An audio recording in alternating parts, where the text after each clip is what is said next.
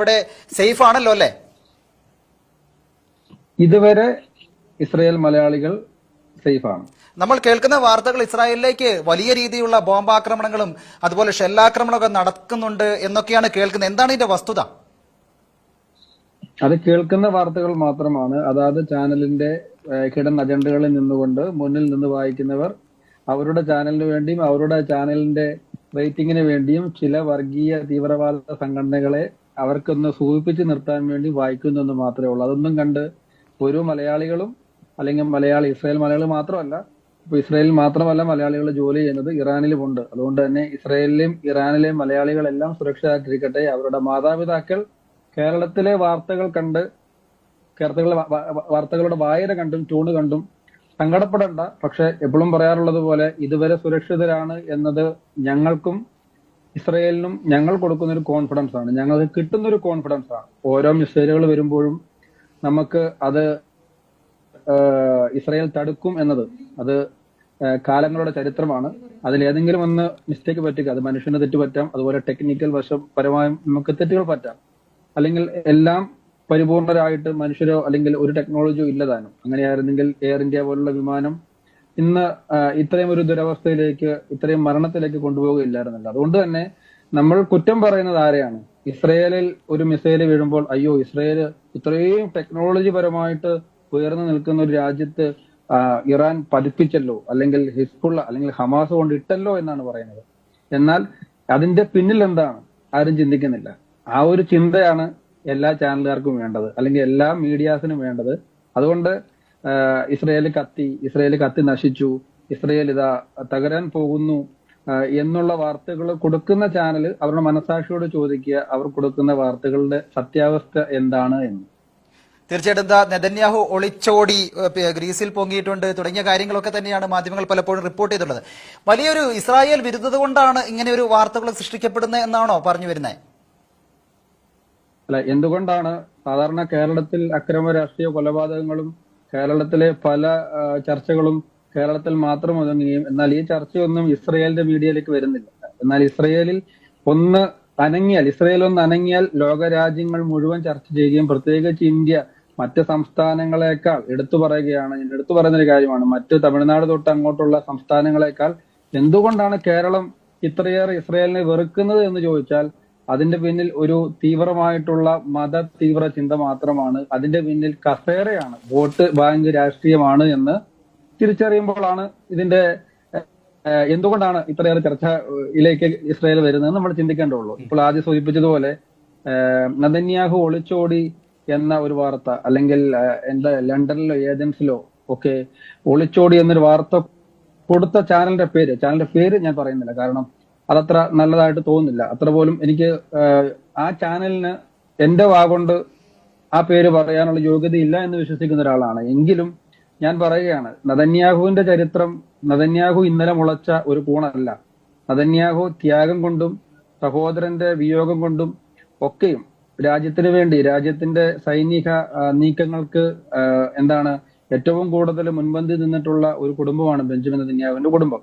അതുപോലെ തന്നെ ഒരു മികച്ചൊരു ഓപ്പറേഷന് തട്ടിക്കൊണ്ടുപോയി വിമാനത്തിലെ ആൾക്കാരെ രക്ഷിച്ചുകൊണ്ട് വരുവാനുള്ള ആ ഒരു തീവ്രമായിട്ടുള്ള ആ ഒരു ഇതിൽ സ്വന്തം സഹോദരനെ നഷ്ടപ്പെട്ട ഒരു ഏട്ടനാണ് നെതന്യാഹു. അതിനപ്പുറത്തേക്ക് ഈ പറയുന്ന മിലിറ്ററിക്കും ഈ പറയുന്ന IDF-നും ഒക്കെയും മികച്ച സേവനം നടത്തിയ ഒരു വ്യക്തി. അദ്ദേഹത്തിന് ത്യാഗം എന്താണെന്നും ലീഡർഷിപ്പ് എന്താണെന്നും ഈ രാജ്യത്തോടുള്ള സ്നേഹം എന്താണെന്നും ഈ രാജ്യം എങ്ങനെ കൊണ്ടുപോകണമെന്നും ദീർഘവീക്ഷണമുള്ള ഒരാള്. അങ്ങനെ ഒരാള് ഒളിച്ചോടുക ആയിരുന്നു എങ്കിൽ ഇസ്രയേൽ ഇന്നത്തെ ഇസ്രയേലായി മാറില്ലായിരുന്നു. എന്നാൽ ഈ പറയുന്ന ഹാഹിഹു എന്ന് പറയുന്ന ഇറാന്റെ പ്രോക്സികളായിട്ടുള്ള ഹാഹിഹു, ഞാൻ എപ്പോഴും പറയാറുണ്ട്, ഹിസ്ബുള്ള അല്ലെങ്കിൽ ഈ പറയുന്ന ഹമാസ് അല്ലെങ്കിൽ ഹൂതികൾ, അവരുടെ നേതാക്കന്മാർ ഒളിച്ചോടി പോയി അവിടെ പോയി തെരഞ്ഞു പിടിച്ച് അവരെ വധിക്കുവാനുള്ള ഒരു ലീഡർഷിപ്പിന്റെ മുന്നിൽ ബെഞ്ചമിൻ നെതന്യാഹു എന്നൊരു പേരുണ്ടെങ്കിൽ ആ ബെഞ്ചമിൻ നെതന്യാഹു ഒളിച്ചോടി എന്ന് എങ്കിലും പറഞ്ഞ് കോൾമയിൽ കൊള്ളേണ്ട ഒരു അവസ്ഥയാണ് കേരളത്തിലെ ഈ പറയുന്ന മീഡിയയ്ക്ക് എന്ന ദുരവസ്ഥ ഇവിടെ നിന്ന് നമ്മൾ കാണുമ്പോഴാണ് എന്തൊരു പരിഹാസകരമായ കാര്യമാണ് കേരളത്തിലെ വാർത്താ മാധ്യമങ്ങളിൽ കൂടി പോകുന്നത് എന്ന് വളരെ പുച്ഛിച്ച് പറയേണ്ടി വരും. ബെഞ്ചമിൻ നെതന്യാഹു എന്ന് മാത്രമല്ല, ഇസ്രയേലിലെ ഒരു ലീഡർഷിപ്പിലെ ആൾക്കാരും ഇവിടുന്ന് പലായനം ചെയ്ത് ഒളിച്ചോടേണ്ട അവസ്ഥ വന്നിട്ടില്ല. എന്നാൽ ചില നേതാക്കന്മാർ അവരുടെ ഭാര്യമാരെയും അല്ലെങ്കിൽ അവരുടെ പൊണ്ടാട്ടിമാരെയും ഒക്കെ കൂട്ടിക്കൊണ്ട് ഒളിച്ചോടുന്നതും കുഴിയിൽ കൂടി അല്ലെങ്കിൽ കുഴലിൽ കൂടി ഒളിച്ചോടുന്നതും ഒക്കെ നമ്മൾ കണ്ടിട്ടുള്ളതാണ്. നമ്മൾ പച്ചയ യാഥാർത്ഥ്യമാണ്. ഈ പറയുന്ന ഹമാസ് എന്ന് പറയുന്ന സംഘടനയെ അല്ലെങ്കിൽ തീവ്ര സംഘടനയെ പാലസ്തീന് പോലും വേണ്ട എന്ന് പറയുന്ന വാർത്തയിടാൻ ചങ്കൂറ്റം കാണിക്കാത്ത ഈ ചാനലുകൾ ഉറങ്ങിക്കിടക്കുന്ന ഇറാനെ ഇസ്രയേൽ ആക്രമിച്ചു എന്നൊക്കെ ബാക്കപ്പ് ട്യൂണിട്ട് പറയുന്നത് കേട്ടു. നമുക്ക് അത്രത്തോളം ആ ഒരു വാർത്തകൾ മുറിവേൽപ്പിക്കുന്നുണ്ട്. അതായത് ഇതേ വാർത്ത തന്നെയാണ് മറ്റൊരു ചാനലിൽ പറഞ്ഞത്. ചുമ്മാ ഇരുന്ന ഹമാസിനെ അങ്ങോട്ട് പോയി ആക്രമിച്ചു, ചുമ്മാ ഇരുന്ന ഇറാനെ അങ്ങോട്ട് പോയി ആക്രമിച്ചു. പക്ഷെ എന്താണ് ഒക്ടോബർ 7 മറന്നുപോകുന്നത്? ഒക്ടോബർ 7 എന്താണ് സംഭവിച്ചത്? അവിടെ തൊട്ട് ചരിത്രം പരിശോധിച്ചാൽ ഒരു ആഘോഷ രാവിലേക്ക് കാലന്മാരുടെ രൂപത്തിൽ മരിച്ചാലും സ്വർഗം കൊന്നാലും സ്വർഗം എന്ന തീവ്രമായ ചിന്തയിൽ നിൽക്കുന്ന കുറച്ച് ആൾക്കാർ, തീവ്രവാദികൾ, അവർ വന്ന് കൊന്നു പോയ ആ ഒരു സമയം മുതൽ തിരിച്ചങ്ങോട്ട് അറ്റായിക്കുമ്പോൾ, തിരിച്ച് പ്രതിരോധിക്കുമ്പോൾ അതിനെ തെമ്മാടി എന്ന് വിളിക്കുന്ന കുറച്ച് ആൾക്കാർ തിരിച്ച് പ്രതിരോധിക്കുമ്പോൾ, ഇപ്പൊ യുറേനിയം പ്രോഡക്റ്റ് എനിക്കും നിങ്ങൾക്കും മാത്രമാണോ, അല്ലെങ്കിൽ ആണവം എന്ന് പറയുന്നത് എനിക്ക് നിങ്ങൾക്ക് മാത്രമാണോ അപകടം വിതയ്ക്കുന്നത്? അല്ല, ലോകത്തിന് മുഴുവൻ അപകടം നിറച്ച ഒരു സാധനത്തെ ടാർഗറ്റ് ചെയ്ത് പ്രസിഷൻ ചെയ്ത് അവിടെ പോയി അറ്റാക്ക് ചെയ്ത് സിവിൽ ആയിട്ടുള്ള ആൾക്കാരെ കൂടുതൽ ക്ഷതമേൽപ്പിക്കാതെ അല്ലെങ്കിൽ ആ ടാർഗറ്റ് പോയി അച്ചീവ് ചെയ്ത് ഉന്മൂലനം ചെയ്ത് എലിമിനേറ്റ് ചെയ്ത് തിരിച്ചു വരുന്ന ഇസ്രയേലിന്റെ സൈനികർ, എന്നാൽ തിരിച്ചിങ്ങോട്ട് ചെയ്യുന്നതോ സാധാരണക്കാരന്റെ ഇടയിലേക്ക്, ഹോസ്പിറ്റലുകളിലേക്ക്, ഇങ്ങനെയുള്ള അറ്റാക്കുകൾ നടത്തുന്ന ഇറാൻ, ഇതിനെ ആരെയാണ് സപ്പോർട്ട് ചെയ്യേണ്ടത്? നമ്മൾ ആരെയാണ് സപ്പോർട്ട് ചെയ്യേണ്ടത്? ഇതിന്റെ മറ്റൊരു വശമാണ്. പക്ഷെ മലയാളികളെ സംബന്ധിച്ച് ഞങ്ങൾ ഇന്ന് ഫേസ്ബുക്കിൽ ഞങ്ങളുടെ ഒരു പ്രിയ സുഹൃത്ത് എഴുതിയതുപോലെ, നമുക്ക് നാട്ടിൽ നിൽക്കാൻ ഇഷ്ടമില്ലാത്തതുകൊണ്ടല്ല പ്രവാസം പേറുന്നത്, അതിന് ഇസ്രയേൽ തെരഞ്ഞെടുത്തത്. ചിലര് റഷ്യ, അമേരിക്ക, ഉക്രൈൻ ഒക്കെ തിരഞ്ഞെടുക്കുന്നു. ഉക്രൈനിൽ സംഭവിച്ചപ്പം ഉടുതുണിക്ക് മറുതുണിയില്ലാതെ ഓടുന്ന മലയാളികളെ നമ്മൾ കണ്ടതാണ്. അത് അവരുടെ അവസ്ഥയാണ്. എന്നാൽ ആ ഒരു അവസ്ഥ ഒരു മലയാളിക്കും ഇവിടെ ഉണ്ടായിട്ടില്ല. ആ ഒരു അവസ്ഥ തീർച്ചയായിട്ടും. അതുപോലെ ഞാൻ കാര്യം ചോദിക്കട്ടെ, ഇപ്പൊ ഇസ്രായേലിൽ ഗ്രൗണ്ടിൽ നിന്നിട്ടാണ് ഇപ്പോ ജിബി സാമുൽ നമ്മളോട് സംസാരിക്കുന്നത്. അവിടെ നിങ്ങൾക്കൊരു ഭീതിയുടെ വക്കിലാണോ? എങ്ങനെയാണ് അവിടെയുള്ള ആളുകളൊക്കെ ഓക്കെ ആയിട്ടാണോ ഇരിക്കുന്നത്?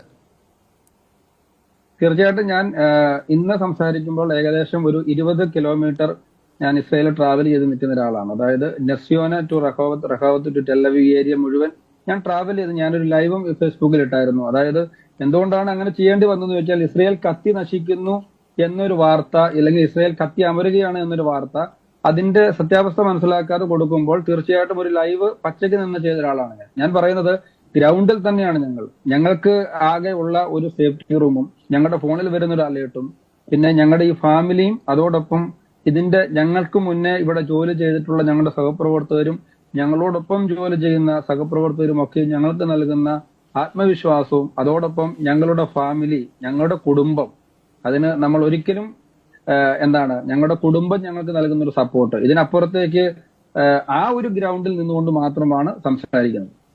ഓക്കെ, അതുപോലെ മറ്റൊരു കാര്യം ചോദിക്കാനുള്ളത്, നിങ്ങൾക്ക് ഈ അലേർട്ടിന്റെ കാര്യം പറഞ്ഞപ്പോഴാണ്, എങ്ങനെയാണ് ഈ അലേർട്ട് സൈറൺ ഒക്കെ ഉണ്ടാത്? അത് ഒരു സമയത്ത് ആണോ, പ്രത്യേക സമയമുണ്ടോ, എങ്ങനെയാ അത്? ഒരു 2.5 മാസം മുന്നേ, അതായത് ഒക്ടോബർ 7 ആ ഒരു കാലഘട്ടങ്ങളിൽ നമുക്ക് നമ്മുടെ ഫോണിലേക്ക് വരുന്ന ഒരു മെസ്സേജ് മാത്രമായിട്ട് ഉണ്ടായിരുന്ന ഒരു ടെക്നോളജി ഇന്ന് അതിനപ്പുറത്തേക്ക് ഓഫ് കോഴ്സ്, അതായത് ഇപ്പോൾ ഇറാനിൽ നിന്നോ യമനിൽ നിന്നോ ഒരു മിസൈൽ അവര് ലാലേട്ടന്റെ ലാംഗ്വേജ് പറഞ്ഞാൽ ചിന്തിച്ച് തീരുന്നിടത്ത് ഇസ്രയേൽ പ്രവർത്തിച്ചു തുടങ്ങുന്നു എന്ന് പറയുന്ന തലത്തിലേക്ക് അവിടെ നിന്ന് എത്ര മിനിറ്റ് കൊണ്ട് ഇവിടെ എത്തും, അല്ലെങ്കിൽ 25 മിനിറ്റ് 30 മിനിറ്റ് മുന്നേ അലേർട്ട് നൽകിക്കൊണ്ട് ഇന്ന സമയം അവിടെ എത്തും, ഇന്ന ഏരിയയിലേക്കാണ് എന്നതുകൊണ്ട് നമ്മുടെ ഫോണിന്റെ നമ്മുടെ ഫോൺ ഓൺ ആക്കുമ്പോൾ, മെസ്സേജ് ആയിട്ടല്ല, ഫോൺ ഓൺ ആക്കുമ്പോൾ ആ ഒരു അലേർട്ടാണ് കിടക്കുന്നത്. അത് ഓക്കെ എന്ന് കൊടുക്കാതെ നമുക്ക് വാട്സപ്പിലേക്കോ ഫേസ്ബുക്കിലേക്കോ മറ്റു ഒരു കാര്യങ്ങളിലേക്ക് നമ്മുടെ ഫോൺ പോകില്ല. കാര്യം നമ്മുടെ ഫ്രണ്ടിൽ കിടക്കുന്ന ഒരു മെസ്സേജാണിത്.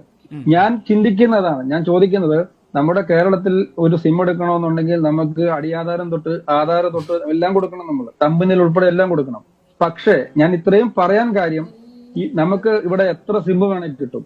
ഈ സിം കിട്ടുന്നത് നമ്മളൊരു ഷോപ്പിൽ പോയാൽ വെറുതെ കിട്ടുന്നതാണ് സിം. ഞാൻ ഉപയോഗിക്കുന്ന ഈ സിമ്മിലേക്ക് എന്നെ കരുതാൻ ഇത്രയേറെ ഒരു സംവിധാനം ഇവിടെ ഉണ്ട് എങ്കിൽ തീർച്ചയായിട്ടും ചിന്തിക്കുക, ഇവിടെ ഉള്ള സ്വദേശിക്കും വിദേശിക്കും എത്രത്തോളം വാല്യൂ അവർ കൊടുക്കുന്നുണ്ട് എന്ന്. ആ ഒരു അലേർട്ട് കിട്ടിയാൽ നമുക്ക് സാവകാശമുണ്ട്, സേഫ്റ്റി റൂമിലേക്ക് പോകാൻ പറ്റും. സേഫ്റ്റി റൂമിൽ നിന്ന് എപ്പോൾ പുറത്ത് ഇറങ്ങണം എന്നുള്ള അലേർട്ട് കിട്ടിയതിന് ശേഷം മാത്രമാണ് നമ്മൾ അവിടെ നിന്നും ഇറങ്ങുന്നത്. അത്രത്തോളം ഒരു ടെക്നോളജിക്കൽ സപ്പോർട്ട് ഇവിടുത്തെ ഈ ഒരു സിസ്റ്റം തരുന്നുണ്ട്, ഓരോ പൗരനും നൽകുന്നുണ്ട് എന്നുള്ളത് തന്നെയാണ്. തീർച്ചയായും എന്തായാലും ഇസ്രായേൽ ഗ്രൗണ്ടിൽ നിന്ന് തന്നെയാണ് നമ്മളോട് ജിബി സാമുവൽ ഇത്രയും കാര്യങ്ങൾ പറഞ്ഞത്. വരും ദിവസങ്ങളിലും നമ്മളുടെ കൂടെ തന്നെ ഇങ്ങനെ ചർച്ചകൾ പങ്കെടുക്കണം എന്നൊരു റിക്വസ്റ്റ് ഉണ്ട്. എന്തായാലും ഇത്രയും കാര്യങ്ങളൊക്കെ പറഞ്ഞതിന് വളരെയേറെ നന്ദി കേട്ടോ. Thank you. ഒരു റിക്വസ്റ്റ് ഉണ്ട്. വാർത്ത നിങ്ങൾ വിടുമ്പോൾ ഞാൻ ഇടുന്ന വാക്കുകൾക്ക് ഞാൻ മാത്രമാണ് ഉത്തരവാദി. അതിൽ ഒരിക്കലും നിങ്ങൾ വളച്ചൊടിക്കാതിരിക്കുക. രണ്ടാമത്തെ കാര്യം, ഞങ്ങൾ ഇസ്രയേലിൽ നിൽക്കുന്ന ഞങ്ങളുടെ ഈ പറയുന്ന ഫാമിലി, ഈ ഫാമിലിയിൽ ആരും തന്നെ ഏത് ചാനലിന്റെ വാർത്തകൾ കണ്ടാലും അത് കണ്ട് ഭയക്കുന്നതായിട്ട് അല്ലെങ്കിൽ അത് കണ്ട് പേടിക്കുന്നതായിട്ടുള്ള ഒരു ഫീലിങ്സ് അവരുടെ കോളിൽ കാണുന്നുണ്ട്. അതുകൊണ്ട് തീർച്ചയായിട്ടും നല്ല ചാനലുകൾ കാണുക, നല്ല ചാനലുകൾ സപ്പോർട്ട് ചെയ്യുക.